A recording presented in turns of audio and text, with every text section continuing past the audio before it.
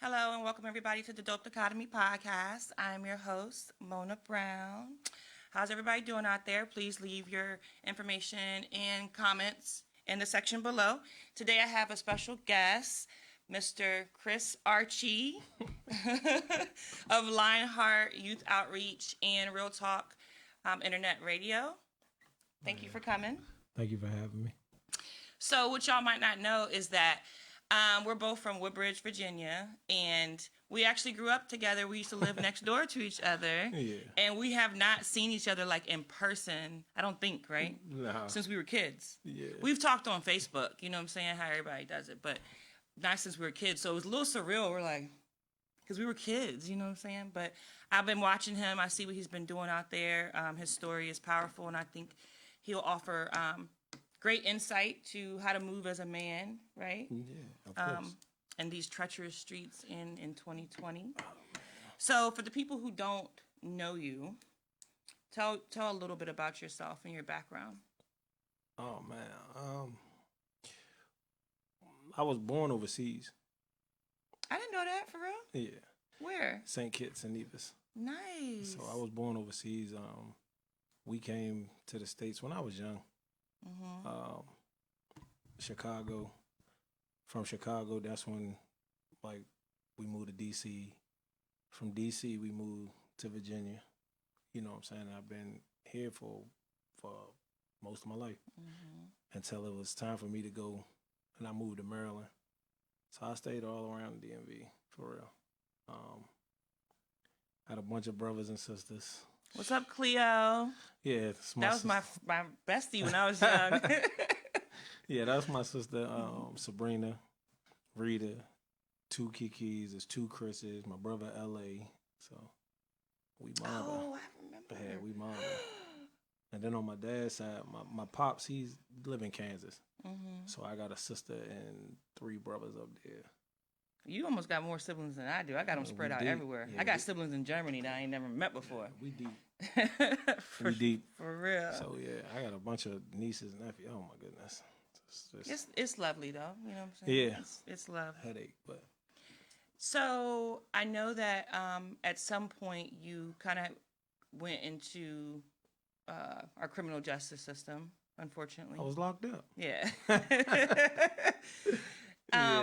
How was that experience for you, and how did it shape the person you are today? Oh man, it was tough, man. Like doing time is tough, and I was actually speaking with somebody about this like a couple of days ago. So for me, it was my educational period. It was my educational moment. Yeah, some people would be like, "You crazy?" Nah, because like jail can either make you or break you. You know what I'm saying? Like doing time can make you or break you. I was sentenced to 8 years and 8 months.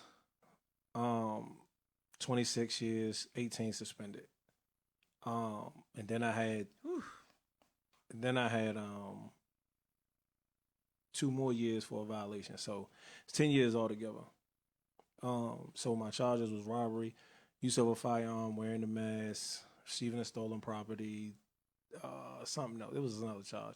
Receiving some shit. It was something else. But it was the first couple of years was hard because it was like you try to get adjusted to a system, your own system of what you're gonna do. You know what I'm saying? Like, yeah, am I gonna make this time harder or am I gonna learn? And I chose to learn. I came across a lot of older dudes that were locked up since the 80s. And it's kind of like you cling to them because you want to understand like what they did wrong. Yeah. You know what I'm saying? Like what was it that made you, like what'd you do? And all of them was getting turned down for parole because of the same thing, serious nature of the offense. So they couldn't come home. So it was just like, damn, man, you've been in this joint since 85, since 87. Like, shit. So, but for the most part, it was just like, young, I just used that time to tear myself down. Because I was angry. I was always angry. I was always doing the wrong shit, like doing stupid stuff. You know what I'm saying? Like, it's easy to fall into that too, especially when you're young. Yeah, because you don't need nobody to tell you to do wrong. you know how to do wrong. You know what I'm saying? That's what you do. You know how to already do wrong. Your environment, the culture, like everything is an element. Like my mom was addicted to drugs, so I was already in the streets. I didn't have that older brother figure, so it was the streets was, you know what I'm saying, my refuge. My pops, he wasn't there, so it was just my mom, and my mom was gone, so it was the streets. You know what I'm saying? So I had to take care of my younger brother, so it was just me and him. So I just knew the streets. You know what I'm saying? I definitely understand that. I think that us 80s babies Right. have a unique experience because we lived through Reaganomics and the crack era. Yeah. And we lived through Rayful Edmonds' era in DC and everything like that. So it was terrible. Yeah. So it was like growing up like in shelters and, you know, certain situations on welfare, all of that, and then coming to a situation of myself like, yo, I got a rack of time. It's like, you don't know, and mentally it's like telling the truth is like, I ain't with the gay shit. I ain't with all that other stuff. You know what I'm saying? I'm about to do this time. Please just don't try me. Yeah. You know what I'm saying? Like you go into that mode like, yo, just don't try me. So I just made it my job just to make sure I build myself up. And like I heard my mom, when I got sent, when he found me guilty, it was like I felt like I got swapped out in the system because it was the victims came to court and was like, I don't even know they were black. Like it was a whole mess. But then they said they couldn't identify. They couldn't identify who it was. So it was like, damn, I'm going home. You know what I'm saying? But you know, I didn't. Yeah. So I just heard my mom. I was the last person to get sentenced, so I just heard my mom, like, still screaming when I was in the bullpen.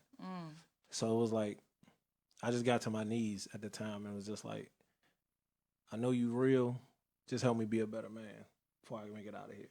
That was like my little silent prayer to the Creator. You know what I'm saying? Like, at the time, I was still going through the religious phase of trying to find out, you know what I'm saying, who I was, like, where do I fit in, like, what's going on with me, because you cling on to the Christianity thing because of your parents, but you always, it's wonder. Like, yeah, like, dog, what's up with me? You know what I'm saying? This is me.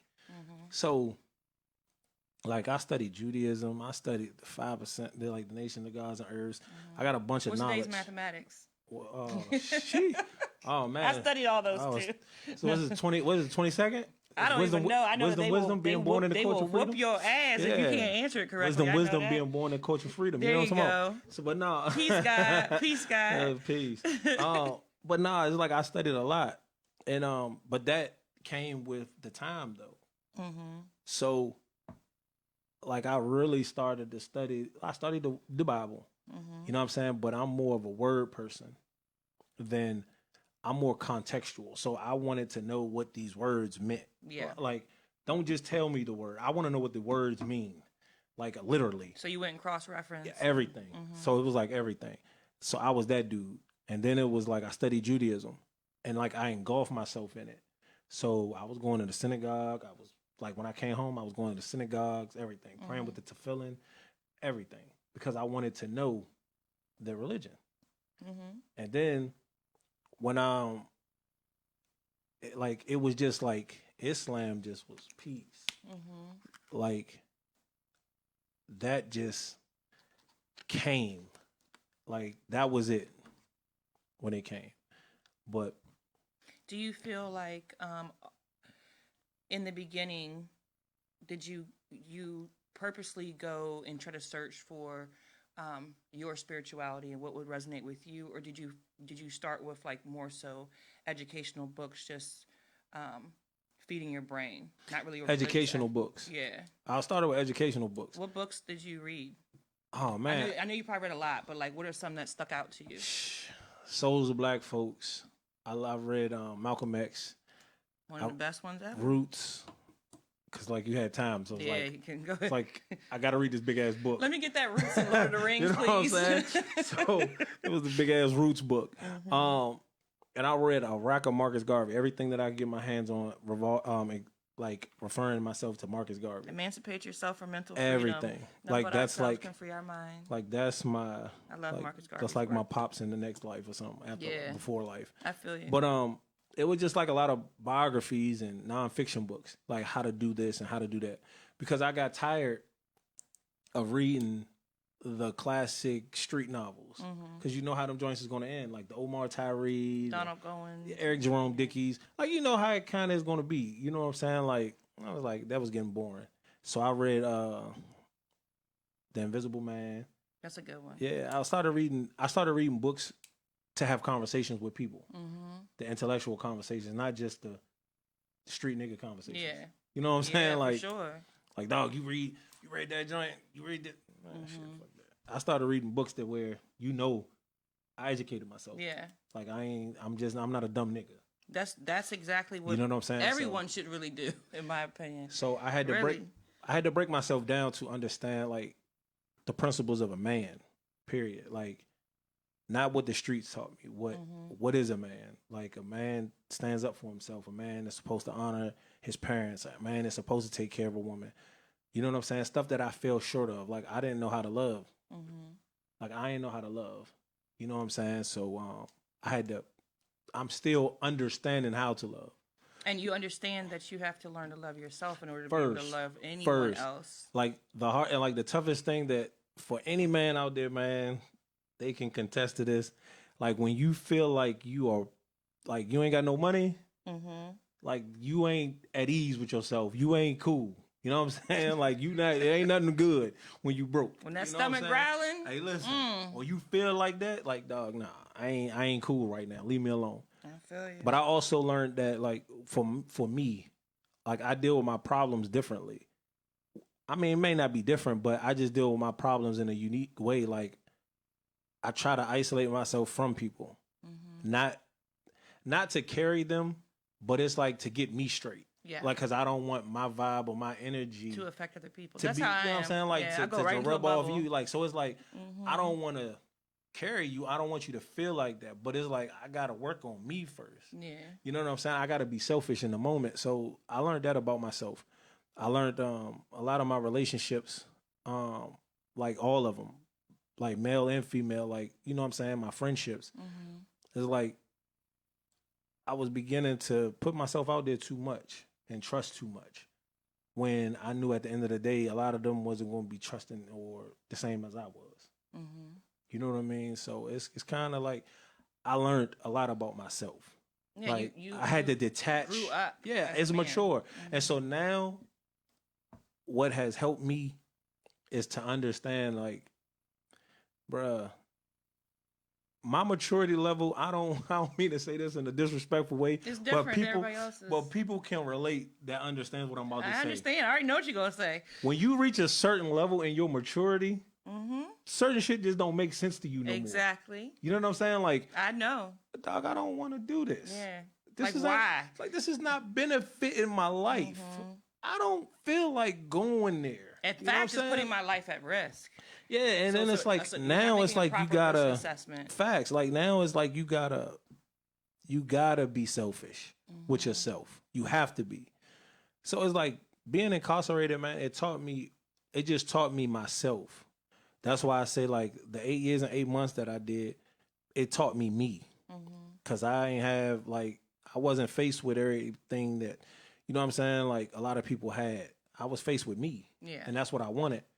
You know what I'm saying? So I was able to move. I went to school while I was locked up. I went to school because they offered like the federal government was offering like classes if you meet a certain criteria. Like if you were under 5 years, if you were like nonviolent, like super like rapes or murders and stuff like that, you could go to school. So I took advantage of that. So a lot of my college credits I got while I was locked up. I commend you for that, though. Yeah, like, it was about educating, because I told myself I didn't want to come home the same way I went in. Like, I got a certified plumbing trade. I did a lot of college work. I did a lot of... the real talk actually came from me being locked up. Oh, really? Yeah. And we're going to get into that in just a second. Right now, I want to take some time to shout out the viewers who are watching right now. Thank you for everybody tuning in. Van Fisher, thank you. Van Fisher said our voices are so soothing and calming. Hey, Keita. Hey, Boo. What's up, Brim? What's up, Kevin, Odalis, Ray, LaTruth, and Mark, everyone who's watching right now. Make sure you share that to your Yeah, I'm just sharing right now myself. followers. So we're going to definitely hit on Real Talk Radio in a little bit, but one of the things that has really impressed me about you is that, you know, you have come home and you started outreach program. Yeah, And can you tell me about that? Well, shout out to everybody, man, that just supports me, especially you, everybody. Well, Lionheart, man, Lionheart Youth Outreach Incorporated, it came into existence when I was locked up. Everything that I'm doing now, it was manifested. There we go. Manifested when I was incarcerated. So I just wanted, my vision and my purpose was to help kids to understand life as I understood it, and to help them not make the same mistakes. You know what I'm saying? Yeah. You always want kids to be better than what you were. What you You know what I'm saying? So it's like, dog, take my life, take me as an example. Like, you don't want to go down this don't road. go down here, because it's like, dog, you acting how I was. You trying to live a life that dudes that I know was living, they may not be here no more. Yeah, exactly. So it's like, let me show you something different. So that's where Lionheart came from. And like the people that I have around me, they not yes men and women. They're people that I know that's going to tell me, nah, like, I don't think we're going to do this. Let's do it this way. And I value their opinions and I respect them. And it's my board is a diversified team. Like, I have a diversified, solid team. And I shout out my team all the time. Because it's like, without them, there's no me, for real. You know what I'm saying? Like, they help me. Like, they help me really be the good leader that I am, and I commend them. You know what I'm saying? So I've seen that you guys have done like trash pickup. You've done the coat drive, which you guys can see back here. Please donate any coats you have. They're doing a coat winter drive right now. I also see that you've done basketball tournaments. Because I always see like you and Mookie. What's up, Mookie? I see you with people from Woodbridge, you know what I'm saying? And y'all are giving back to the community in that way. And I think that's really, really dope. Are there any other things you do? Well, this is my time to call them out. Okay, go ahead. Call them out. I know y'all, hey, look, I don't care how you feel. I don't care how you feel when I say what I'm about to say. We don't care. Man, they be faking, man. A lot of them be faking. Tell the truth. All right. I ain't going to get up here stunting. Tell the truth, shame the devil. Hey, listen, they be faking, man. They do support me, however, you know, by sharing something, like sharing a post or just trying to tell other people that may need mentoring, their kids mentoring. They do support me that way. But get involved more. You know what I'm saying? Like, one of the reasons, like, for like you said, the my adopt a highway pickup. Once I found out that was free and how to do it, I just did it. I have 3.17 miles starting from the Georgetown Village sign in Dumfries all the way up to Woodbridge, up Route 1. But one of the reasons why I did it that way is because my way of thinking was, dog, I grew up here, right? So I'm right here by Georgetown Village. I know a rack of dudes that live here. It's like, young, y'all could come out for 5 or 6 minutes, 10 minutes or whatever, and just show face for the community. You know what I'm saying? Like, that's how I was thinking. And there's a lot of people that I grew up with that I just be like, young, you could just come out there, pick up, and then roll. You know what I'm saying? Like, that shows, like, that's the appreciation. I understand it's timing. You know what I'm saying? Timing, the COVID situation, everything. Time and COVID. You know what I'm saying? Ego is usually what it is, though. So it's just like ego that they know about. Sometimes you have to kill your ego to be able to do other things, and not everybody is at that level yet. Exactly. And then it's like, I also came to the realization that what I'm doing just may not interest them. You know what I'm saying? And like, one day it may. Yeah, like the one day they may catch on. Like, damn, he was doing a good thing, or damn, I could have went out there and did that. Yeah. Like, whatever. But I'm not gonna stop. You know what I'm saying? I'm not gonna stop. Like, the very first time I did adopt the highway pickup, I was the only person out there, and I put it out months in advance. But I was the only person out there. So, like, I do this because I have a passion for it. You know what I'm saying? Not because it's a show or I just put out a flyer saying I did this, I did that. No, I do it because I legit have a passion. Like my heart is to giving back any way that I can. When is your next pickup? Do you know? It might be next month because we got to do 2. But I kind of was, I was procrastinating because they're fabricating my sign to go on the side of the highway. So I was like, I'm not doing nothing until I get my sign. Yeah, you're waiting. Yeah, but at the same time, I wind up like not being able to get the 2 things. Like I wasn't able to get my other one.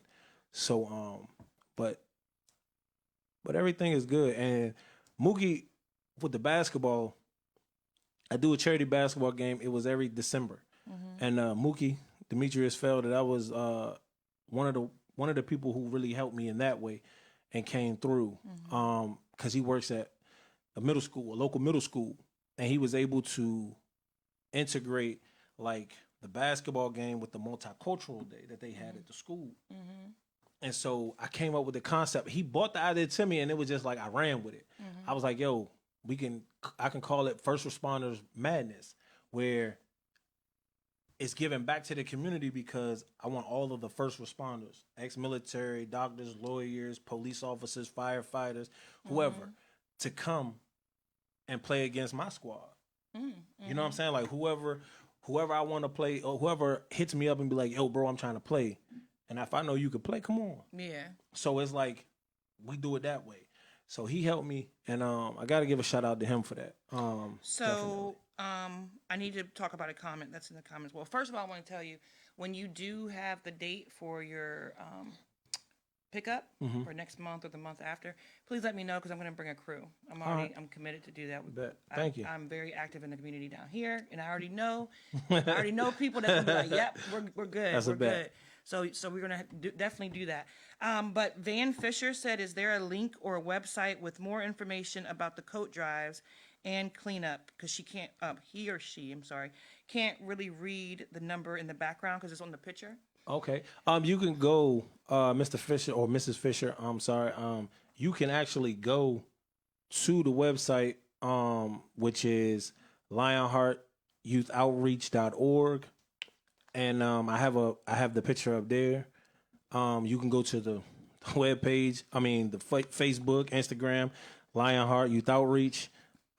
It's up there. And I'll post that actual picture on the podcast page as soon as this podcast wraps up. And you know too. the crazy part, like everything I do when I was talking today, like everything that I do with Lionheart, I do with my own money. Like That's how you're supposed to do it. That's the only way I can. It's like, yeah, somebody says I have like Phil Acosta, like big up to Phil. What's up, Phil? You know what I'm saying? Like my man, every year his company, they donate $500 every year since I started in 2017. Dope. He's came through with the donation. I had a couple other people donate. You know what I'm saying? And I appreciate, and like I appreciate it. But it's like everything else though, I think about it, I do it.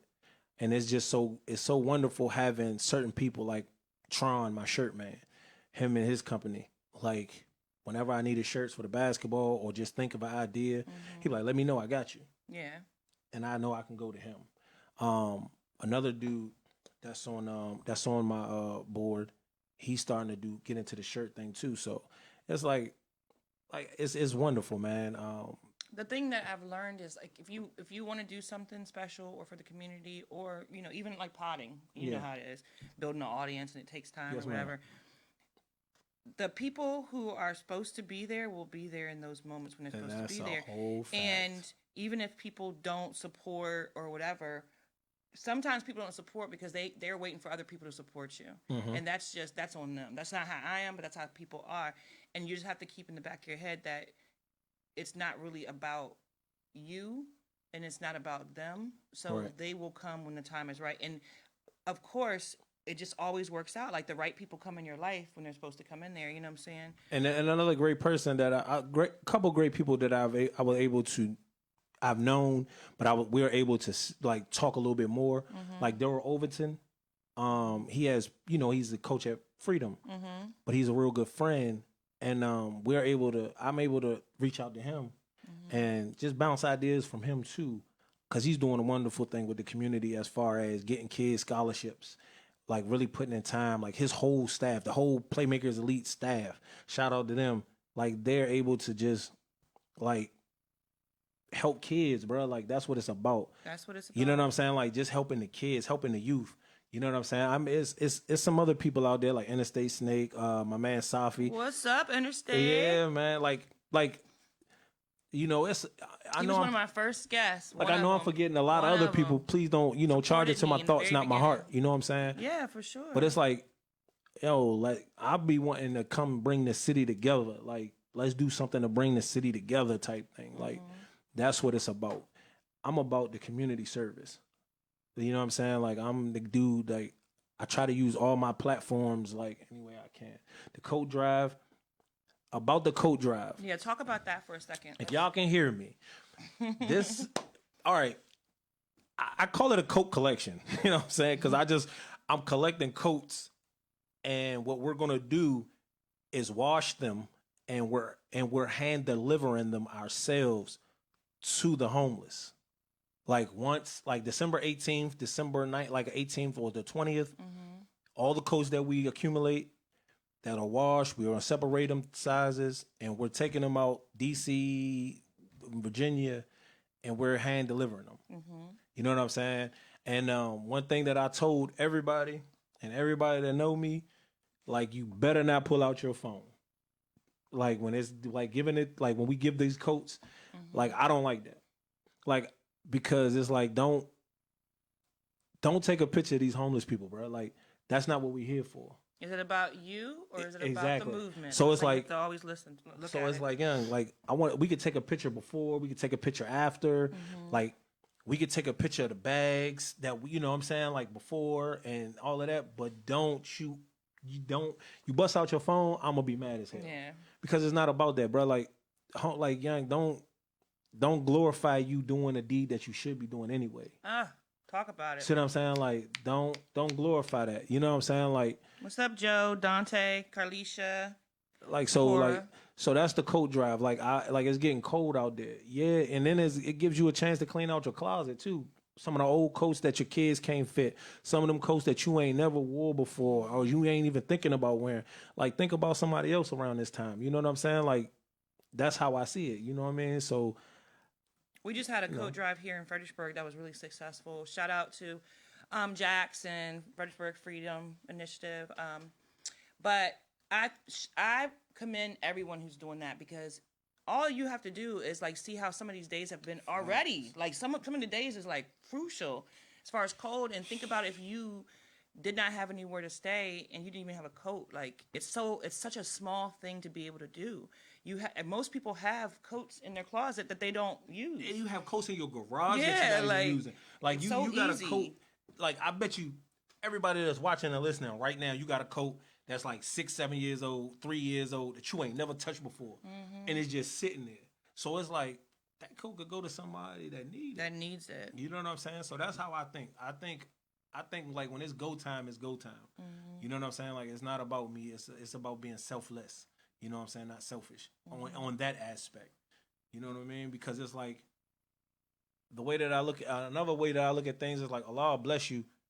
You don't know, he might bless you with. We got some donations in the comments. Thank you. Like he might bless you with extra time to your life. See what I'm saying? Like he might give you an extra hour, extra minute, extra couple years, like just for you doing this one good deed. You know what I'm saying? Like he might bless your kid, like just by you doing something as simple as donating a coat. And I also believe that it makes you feel better, so that elevates you. The less stress you have, the happier you are. That adds life to you. So all around, whether from a spiritual standpoint, from just a regular human standpoint, it's good to give back to the community. And why would you not want to?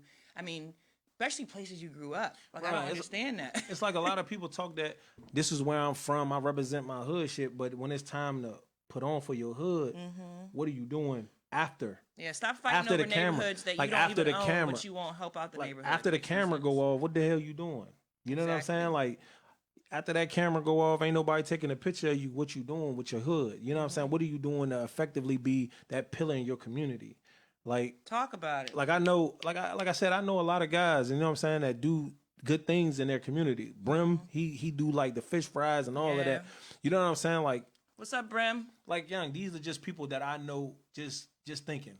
That's what they do for their hood. Like I said, please charge it to my thoughts, not my heart. If I missed you, but it's like young, we just got to come together. In my opinion, just to if we all can come together and formulate different like a team, we can cover more ground than just individually.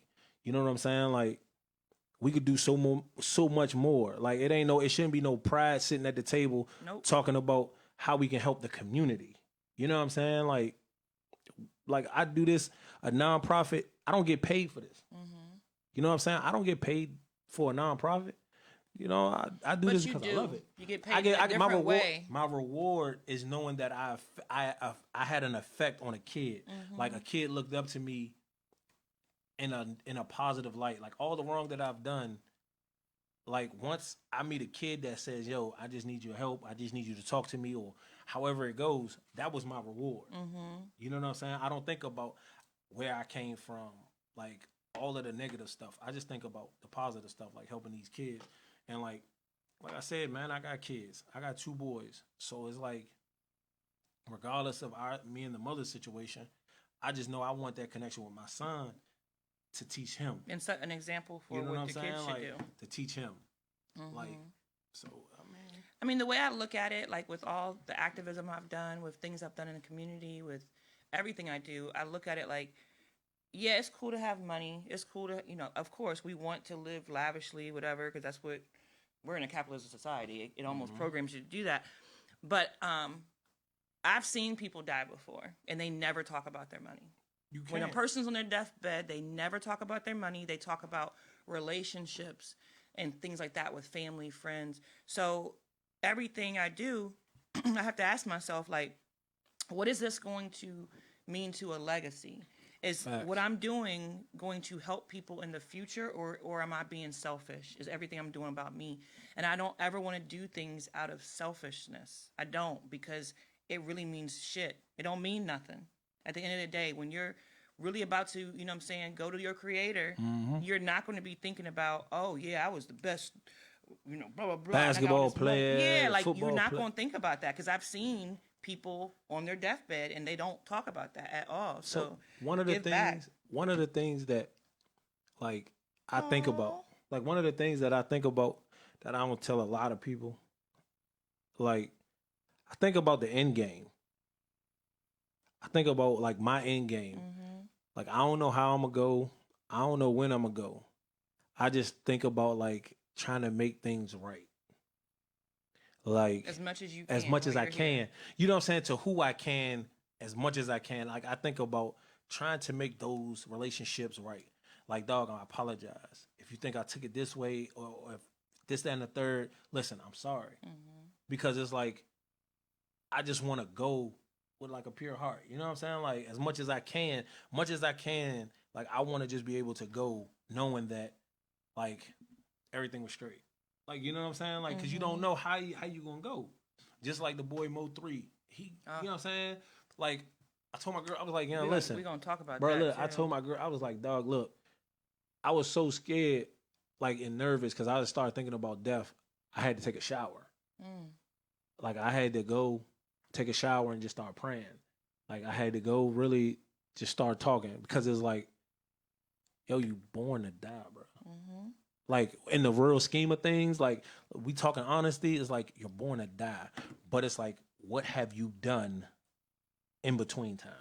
But I'm going to show you how it all ties in, even talking about the Mo 3 thing. So the more you give to your community, the more the community is not strained, right? Right. So if everybody would give to the communities wouldn't be as strained as they are, right?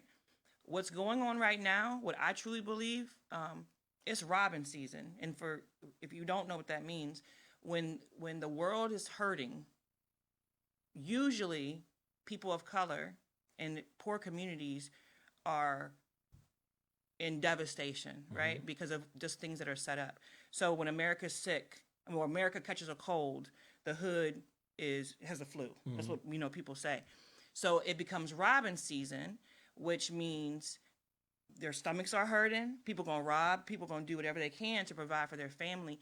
That's why I think all these celebrities are being hit, because we are in a pandemic and people don't have money. So girls are being used to set up rappers. You know what I'm saying? It happens, but it's happening a lot right now. Like last night. We need a Butcher, Lil Boosie. Yeah. And, I mean, it's crazy. Look, last night is so crazy, right? Because I stay in Northeast.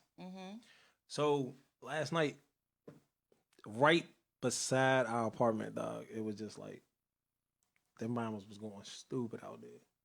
I'm talking about, you just hear a car, and just gunshots.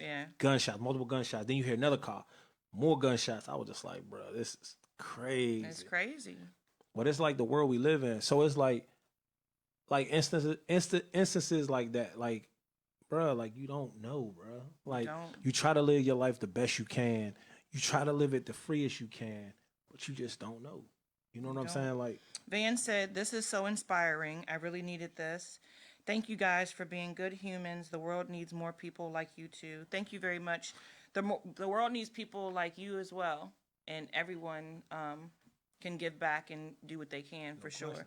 So we're going to talk about the Gucci versus JEEZY. So we're talking about hip hop. But before that, I want you to shout out your podcast. Hey, Real Talk, man. Hey, listen. Real Talk Radio, man. Internet radio. We on every Thursday night, 7:30. Well, not every Thursday. Let me phrase that. Almost Thursday. Almost every Thursday. But it's 7:30, man. Rhythmics Radio. You can check us out. Me and my boy, Safi. You stream live from Facebook. We stream live from Facebook, and we're also on like the internet.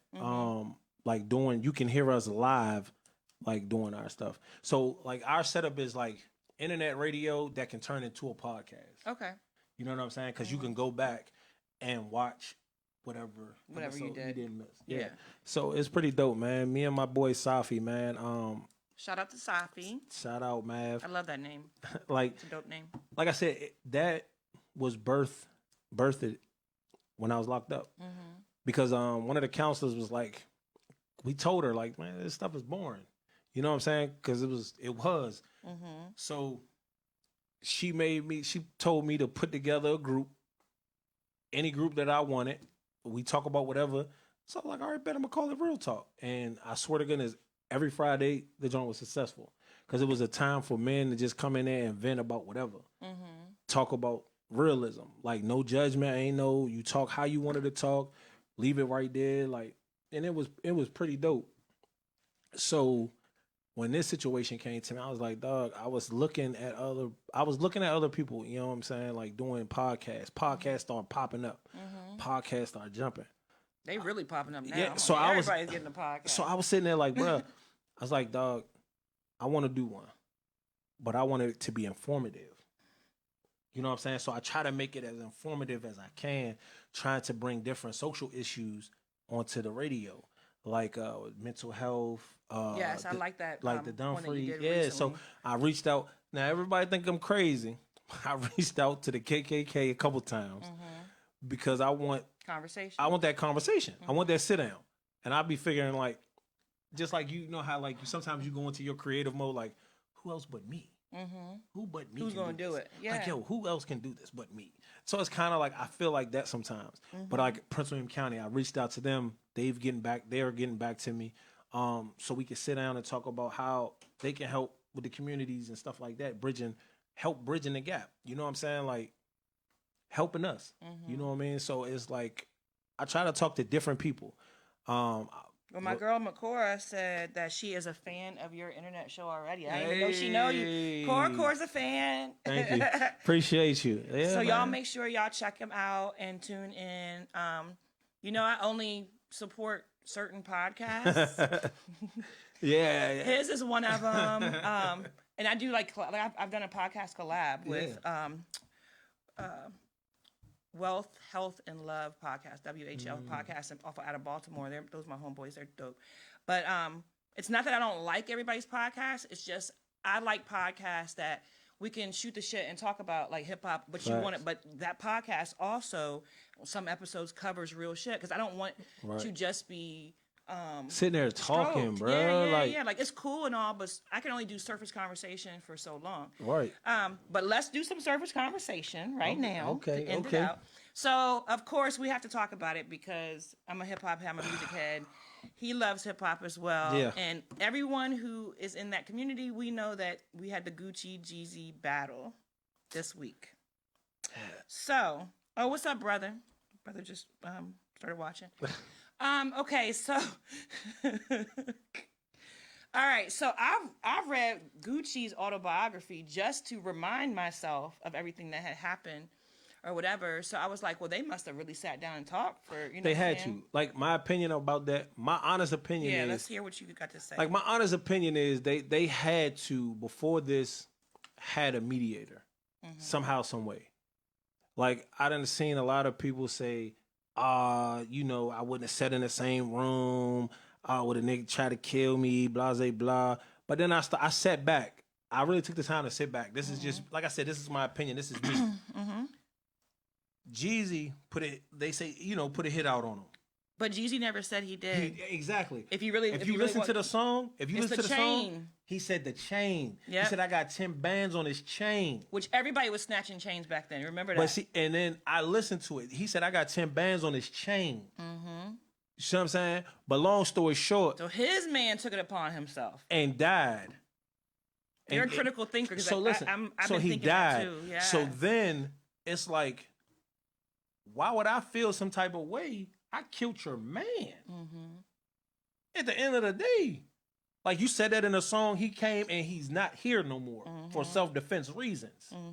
But then I was thinking on JEEZY's aspect too of the whole battle. Bro, you just signed a big deal to Def Jam. Like, you knew that song because he had that. You get the list. You got to get a list to the other person to show what's going on. You have to submit the list. So you knew that song was on the list. He said he knew it. Yeah, he knew it was coming up. He agreed that he could do it. Exactly. So you got to sit through that. You know what I'm saying? So what do you think?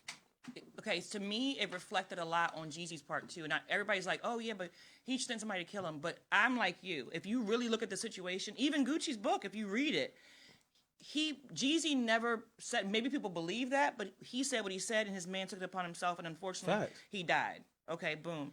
In Gucci's defense, somebody trying to kill you, if he ain't had that gun, if Gucci ain't had a gun, he wouldn't be here. He wouldn't be here. See what I'm saying? So it's like, so I understand the animosity, but the fact that he even showed up shows me that okay, there's some growth there on Gucci's part. JEEZY, I see a lot of growth because he really could have said, well, if you're going to play the truth, he could have played on Stay Strapped. You see what I'm saying? But he didn't. And look at how he's been lately. So he has grown in different ways. And you don't know. Maybe he's done an apology. I seen the next day, I seen the Breakfast Club interview. What he did with the Breakfast Club. And he was like, yo, I knew the song was coming up. He said, you know what I'm saying? Like, he was saying he knew the song was coming. He was like, I could have took it a different way. He said I could have went to the stage, you know what I'm saying? But he was like, which would have just elevated it. It would have been like, fire and fire. Like, he said, I can't let another grown man get me mad. I can't give you that reaction. So it's like, bruh. And then I said something. I made a post on social media saying everybody said this, but you know your man telling. And you cool with him. I saw it. And you still cool with him. So that means the same thing like JEEZY, they had their little dispute 15, 20 years ago. He killed that man. So that man is no longer here.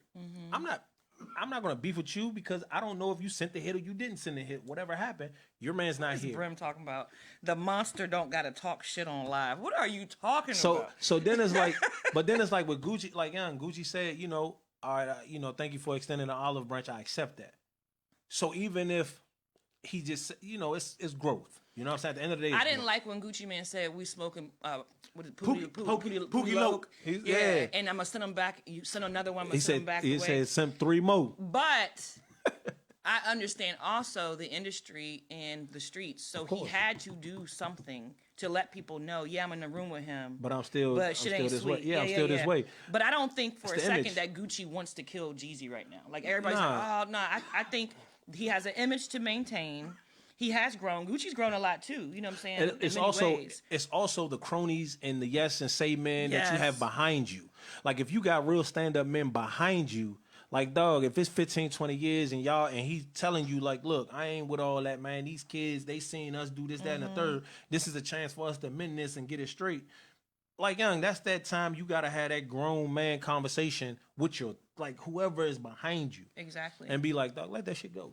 You know what I'm saying? That's 15, 20 years. All right, look, you ain't gotta be super buddy doing songs, but you can let it go. And one life has been lost, so why do we have to have other lives be lost? Like it could have got real ugly. Like Gucci had the whole security team strapped up, you know what I'm saying, out there.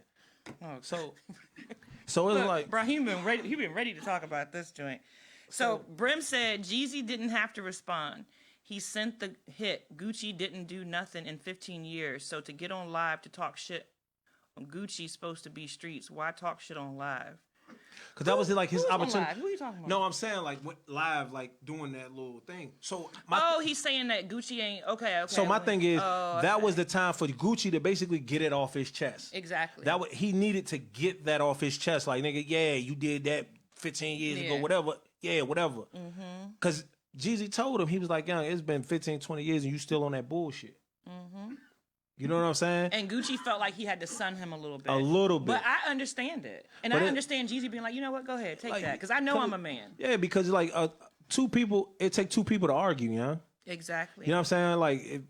Like Jay said, young, you know, people from a distance can't tell who's who. If you are both arguing, like two fools arguing, like, dog, I'm going to let you argue by yourself. Like, young, I got kids to look after. Well, and that's I what commend them for doing that because I think that do. we need more of that. Right now, hip hop is out of control as far as the youth in the community.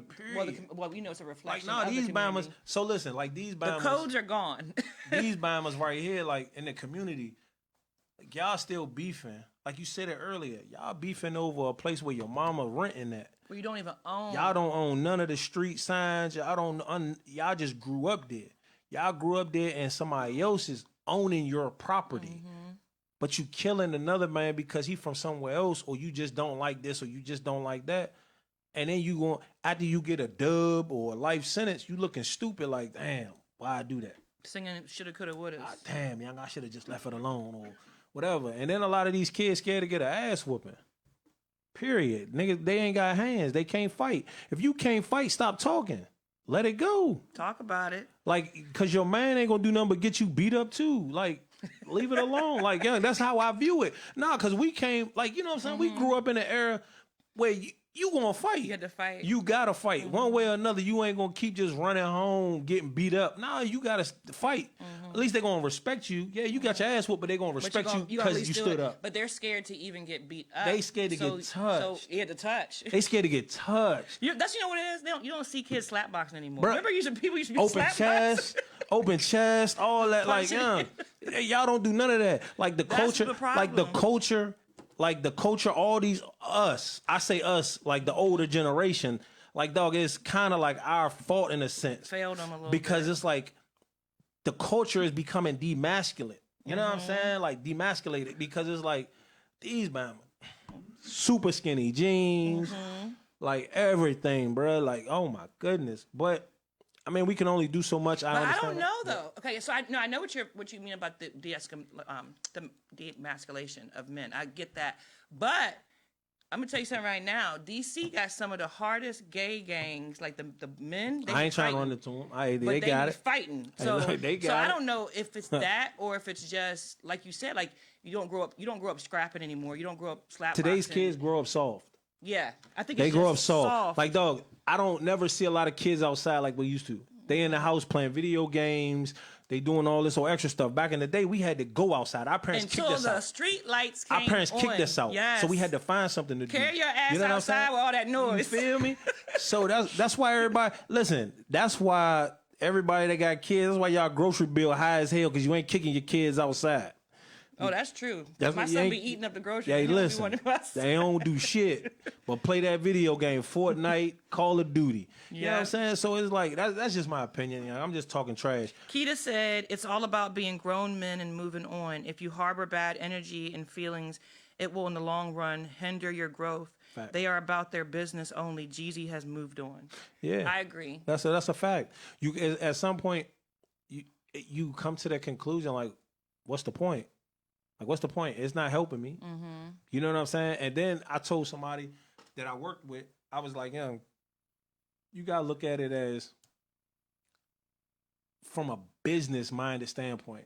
JEEZY, you in a place, in a predicament, like a situation where you can start putting these other rappers on. Exactly. So just say, for instance, they mended, he can send features Gucci way to get him higher than what he is. You know And what I'm Gucci saying? is, I mean, low key, Gucci is running everything down Yeah, south. Like he's 'cause he done put a lot of responsible people for on. Fujiano. He's responsible for so many Son, he people done down put there. Nicki Minaj, Young Migos. Thug, like he done put a rack of Young people Thug. on. Yeah, a lot. You know what I'm saying? So it's like he has that influence. And like Atlanta won that whole joint when they played that So Icy joint. The joint that originated the beef. And then they went to the compound after. I don't know if y'all have ever been to the compound, but I have. And the fact that they went to get like that's huge. Like I don't know if everybody wanted them to like hug and like that's what happened. I was disappointed in the battle, not because of that, because I thought that was great. I was disappointed because I wanted to choose their songs. They were horrible with song selections, in my opinion. I really don't think they played what they could play, almost to the point where I felt like both of them are setting themselves up for another battle. They might. I was thinking they was playing double dutch. That's what I was sitting there thinking. Their song selection was like not Gucci good to go me. first, then JEEZY. You know what I'm saying? Like play this or. Well, yeah, you do You know what I offense mean? and defense. I've watched Right. every versus battle. That's how it works. But to me, they left a lot of Yeah. like JEEZY didn't play My President's Black. What? Fact. But he ain't had to. Only thing he had to do was play 101 though. Gucci ain't opinion. play Freaky Girl. What? Hey, listen, only thing JEEZY had to play was that 101. Yeah. JEEZY, I said he killed them with.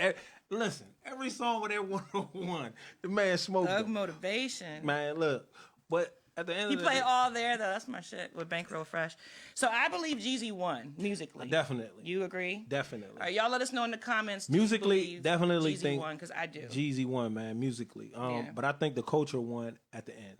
You know what I'm saying? Just to have that long feud going, that's like almost like the Jay and Nas joint. You know Yeah. what I'm saying? Like you needed them to come together. Like you needed that. You And know they what I'm said saying? that they said in Atlanta, kids in middle school were beefing Because based on their beef. Exactly. Like that's crazy. So hopefully now, you know what I'm saying, we may not ever really understand what they did by doing that, but that may have saved somebody's life. You know what I'm Facts. saying? You don't know. So anyways, thank you so much for being here today. Thank I you for really having me. appreciate You know what I'm saying? it. And you guys make sure you check out Lionheart Outreach, youth outreach for sure. Donate, contribute, volunteer, please, all that good please. stuff. You want to know like- what to do in your community? Here's something right I'm here. telling you, man. Like, listen, if you want to know what you can do to help, man, please go to Lionheart Youth Outreach Incorporated, like the page on Facebook. We're on Instagram. Like, you can send a message to me. I'll get it. I check the messages daily, frequently. As soon as I get them, I check them and I can get back with you. We have a phone number. It should be on the bottom of the thing. I wind up getting numbers so much. Oh, you know what? I think I can find it right Yeah, now. it's like 240-685-1893. I think that's it. Is it on the Coke Collection joint? Yeah, 240-685-1893. That's it. So if you you could text the number, we'll get it, and I will get right back with you, or somebody from my team will get back right with you and let you know. We'll send a flyer to you, whatever you can do, man. This is not, like I said, this is for those in need this winter, man. Gloves, coat, sock, whatever extra that you have that you don't use, that you don't utilize no more. Like, you ain't even got to wash it, bro. We gonna come, just tell me where to help. Like, tell me where to come get it, and I'm gonna come get it, pick it up, and we gonna wash everything and donate it, man, accordingly.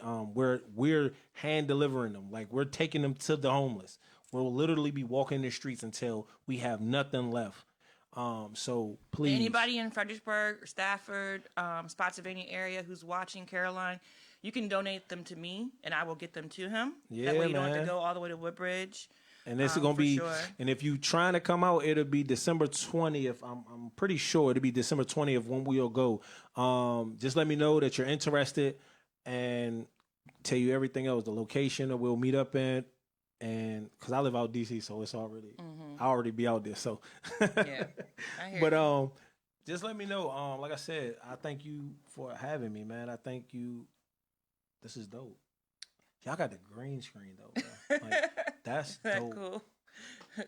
Fredericksburg Public Access Radio definitely helps me out here. Hey man, this is dope.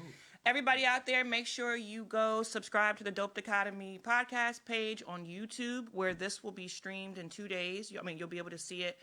It'll also be on Spotify, iTunes, Google, and we just got recently added to iHeart. I'm working on Tidal for those of you who are Tidal followers.